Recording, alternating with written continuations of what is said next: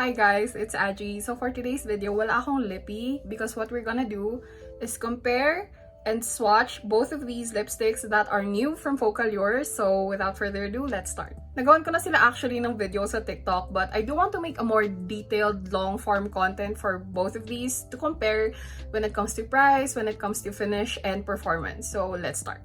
This is the Transferproof Bullet Matte Lipstick from Focallure. And I hope you guys can see it, pero I'll just put a clip right here. Naka-stamp actually yung name ng Focallure sa head ng lipstick. Tapos hindi siya matatanggal sa cap agad because again, you have to twist it to lock it completely. The packaging and attention to detail that it has makes it feel very luxurious. Here are the swatches of all of the shades that I have, starting with NU01, NU02, NU03, PK01, PK02, and PK03.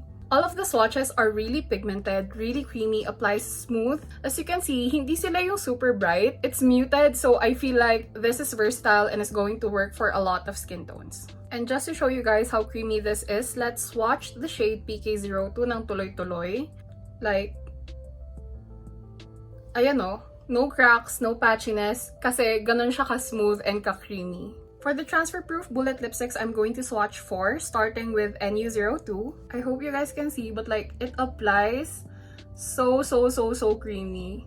Like, ang bilis niya lang talaga mag-glide sa lips. And as you can see, andyan din yung pigment. I love this shade of nude on me. Hindi siya super orange, but it's like the exact amount of lightness that I want on my lips. This shade feels very classy to me. Anyway, that is the shade NU02.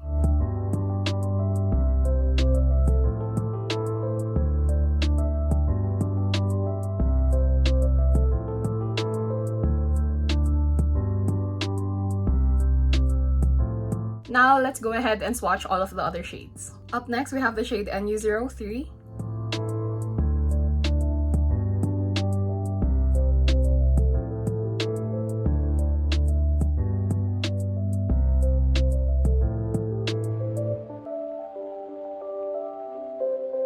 The next shade I'll swatch is PK01.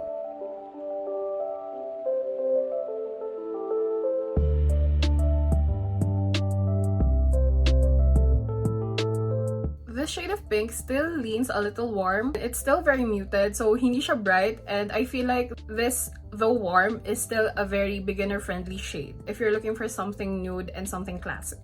Last shade I'll swatch is the shade PK03.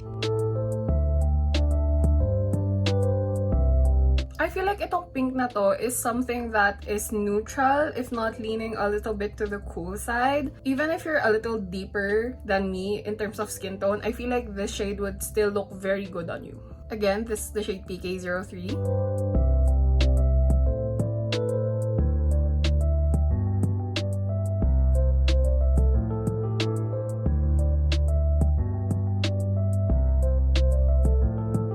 And after a few minutes of letting it sit, nabuo na yung film-forming ingredients niya, which means the lips look totally matte, pero hindi sila sticky or uncomfortable sa lips. And it also means na magiging transfer-proof na siya.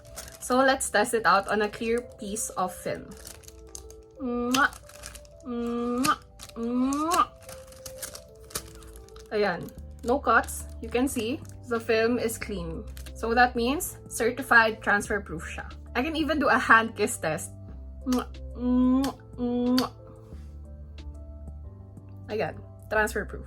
Again, those are all of the lipsticks swatched on my arms and on my lips. But just a quick info, yung pangalan na ito is Focallure Transferproof Matte Lipstick. They recently came out with this. It retails for 195 pesos for 3.5 grams. So that roughly comes about 55 pesos per gram. And it comes in a bullet lipstick form. What I personally like about this is that maganda yung packaging niya. Very classy, very elegant. Maganda yung shade options. And hindi siya immediately matte. Like, it applies really creamy, it's really pigmented, but once it dries on the lips, it's a really comfortable, really fuzzy matte feeling on the lips without drying it out. So yeah, now let's move to the lip tints.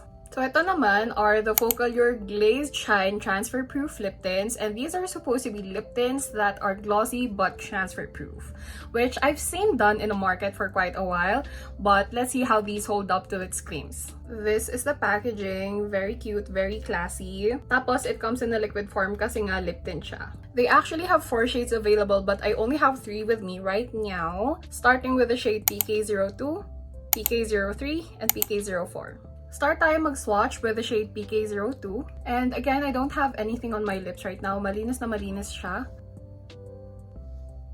Ayan yung pigment niya. And I have to say, this is a very MLBB shade for me. I really like it. It applies really, really glossy. Oh, and I forgot to mention, you do have to shake this before using para mag-mix talaga yung film-forming ingredients niya sa loob.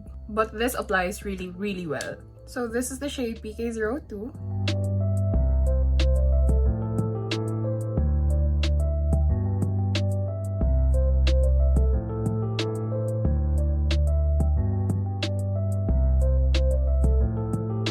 Next, I'm going to swatch the shade PK03.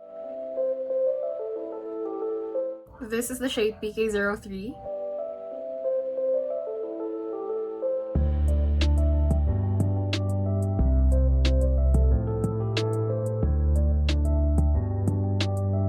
For our last shade, we have PK04.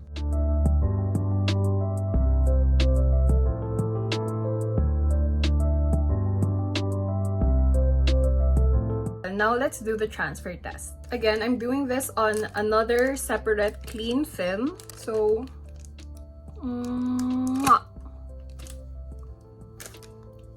ayan yung itsura niya. Walang color na transfer though some of the gloss did. But overall, my lips still look slightly satiny. It went from glossy to a little bit dewy na finish because over time, as your lips stick to other surfaces or other things, mawawala talaga yung gloss niya. But it still does feel really nice and comfortable on the lips. Like, when I do this on my lips, they just glide across each other really well. Another example, I'm just going to show you guys what it looks like when I kiss a mirror. Ayan yung itsura niya. So yeah, that's all of the swatches done for the Glazed Shine Lip Tint. Now to give you guys a little info, these retail for 189 pesos for 1.8 grams, which comes to roughly around 105 pesos per gram. Compared to the first one, this has a glossy finish, but like the first one, this is also transfer proof. Now let's make a comparison of both of these. Personally, I think it comes down to preference, whether you like something more matte or whether you like something more glossy. They're both transfer proof anyway, so if your main concern is pagiging transfer proof, you can just go for either of these. In the end, they're both really pigmented, they're both lightweight, but to compare yung differences nila, the bullet lipstick has 7 shades na lean a little warm and nudish, whereas the lip tint has 4 shades that all are pinkish in nature. If price naman yung concern mo, they come roughly around the same price, but if you consider the amount of product, you will get the most bang for your buck if you choose the matte lipstick. If you were to ask me, I personally prefer yung amount ng shade range of the matte lipstick. I know that sounds surprising for a girl who is a gloss convert now, and I still do really like the lip tint, but solely for the fact na mas warm and nudish yung shades ng bullet lipsticks, I do like that one better.